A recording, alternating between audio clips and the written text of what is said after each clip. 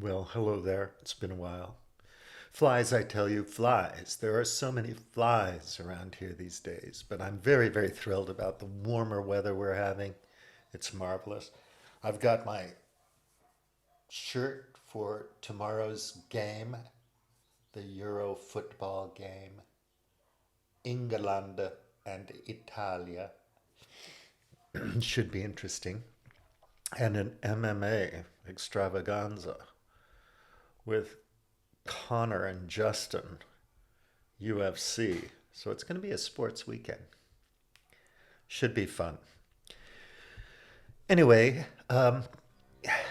we got a lot of this leaky stuff going around. I get a lot of messages about leaky vaccines. Leaky. And I'm wondering, since all the kind of experts, the tens of thousands of those people in epidemiology and virology and vaccinology and all the ologies, plus the healthcare community and the governments and everybody in the universe, who tend to think that vaccines help with the herd immunity project. Other people are more employing the naturalistic fallacy of let nature take its course and accept the trade-offs, which is fine if people wanted to do that. But the way they look at things is just bizarre to me because if a vaccine is slightly prophylactic in the sense that it can prevent infections or bad infections, right, and hospitalization and death, and the ivers and the hydroxys and all the other treatments that aren't officially acknowledged but seem to be out there also can make you feel better 2 days sooner, or perhaps even stop you from getting really sick, maybe if you took it early enough, but nobody knows because the proper studies haven't been done yet for some odd reason. And even the people that support ivermectin and whatnot, they aren't going to bother to raise money to get a proper study done and published in a decent journal, peer-reviewed journal that would be respected and accepted. No, cannot do that, but can go out on all kinds of YouTube programs and talk about how they could have saved the world only if. Plus, it's 2021 and it's summertime and falls and winter is coming soon. And you really think that's the answer now when everything's endemic? And yes, there are variants. That's what happens with viruses, right? Cold viruses, flu viruses. So they make new flu shots every year. Is there anything in the statistics that proves that flu shots saves a few lives? And is it worth it or not? I guess people decide. They either get a flu shot or they don't. So there will be variants. And if you didn't do anything at all to mitigate this pandemic, there would have been variants anyway. And even if you manage the problem with ivermectin and hydroxychloroquine or whatever treatments are out there, they would be leaky too. They wouldn't eliminate the pandemic and they wouldn't cure anybody. At best, it's management of the problem, of the disease once you have it.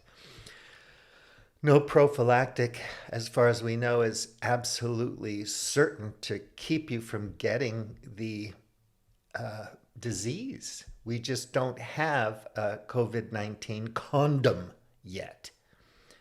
So unfortunately, that's just the case. So the variants are out there. They're going to be variants. They're going to be booster shots. This is going to be with us forever, right? Because we dropped the ball in the beginning, because nation states and people and corporations and leadership can't cohere on a strategy that might work and then agree to do it across nation states. Just not going to happen. So with more complicated things and systems like the climate, for example, we're not going to do shit about that either. We're going to have to manage the problem the way you manage AIDS, right? None of those antivirals cure AIDS. There isn't a cure for AIDS. And if there was a vaccine for AIDS, that wouldn't necessarily be a cure either. But I don't know a lot about this stuff, and I'm not pretending that I do. But if you want to know about it, I would suggest that you go to well respected peer reviewed journals, look up the authors of those journals, look up the scientists involved in the work, the medical professionals involved in the actual work, and consult them. See what they're saying, see what they're writing. Don't go to some blogger or some Ivor or Chris or somebody else. I fell into that trap too because I wanted answers, didn't know anything. Like even Brett Weinstein admits he didn't know much about this kind of stuff when the pandemic started, but now he's an expert and he knows everything. I know that's a straw man, but it's that kind of attitude and confidence that irks me. It just irks me. So we really, are going to have to go with the flow of managing this problem, this COVID-19 and whatever COVIDs come after it, because, the horse is already out of the chute. The cat's out of the bag. The genie's out of the bottle. The variants are coming fast and furious.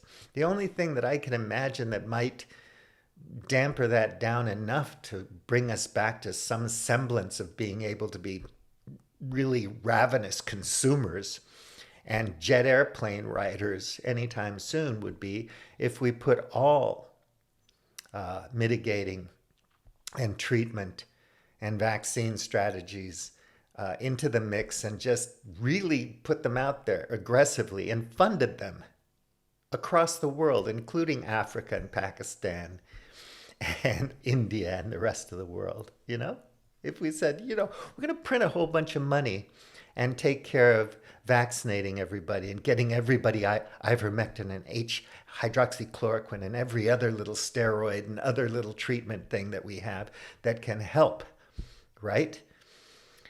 Take 2 aspirin and call me in the morning. If it helps, fine. If taking some vitamin C makes me feel better 15 minutes sooner than I would have statistically. Also,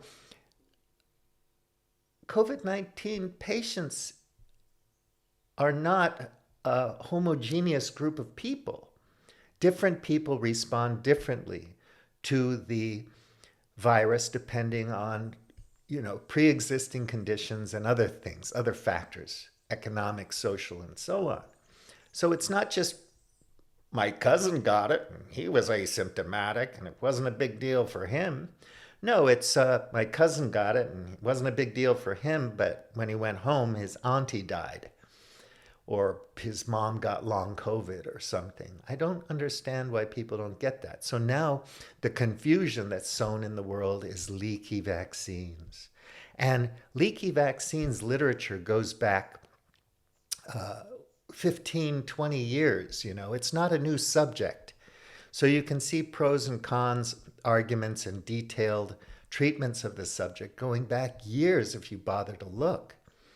But depending on how you phrase your search query in DuckDuckGo or Google, you're going to get a different package of articles to look at. And some of them are really biased and coming out of really, really questionable journals. So you're just sowing confusion. So everybody's confused. Anyway, now that it's out there, we have to recalculate, like Astral Codex blogger did, the cost benefit and so on, the social costs of just having this endemic thing out there.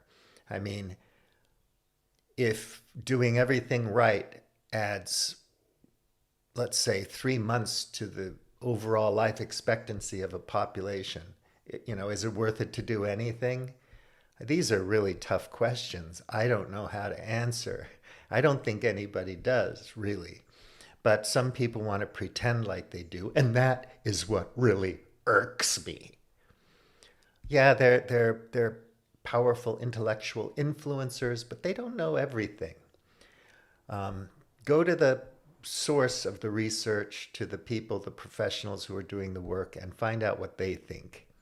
Anyway, whatever happens, we're going to have to mind our health anyhow, because it's done and dusted. Climate change, global warming is locked in. It's not going to go away. You can pray for a miracle, carbon capture or fusion technology or better batteries or something, but it's there, it's locked in. The world is only going to get warmer.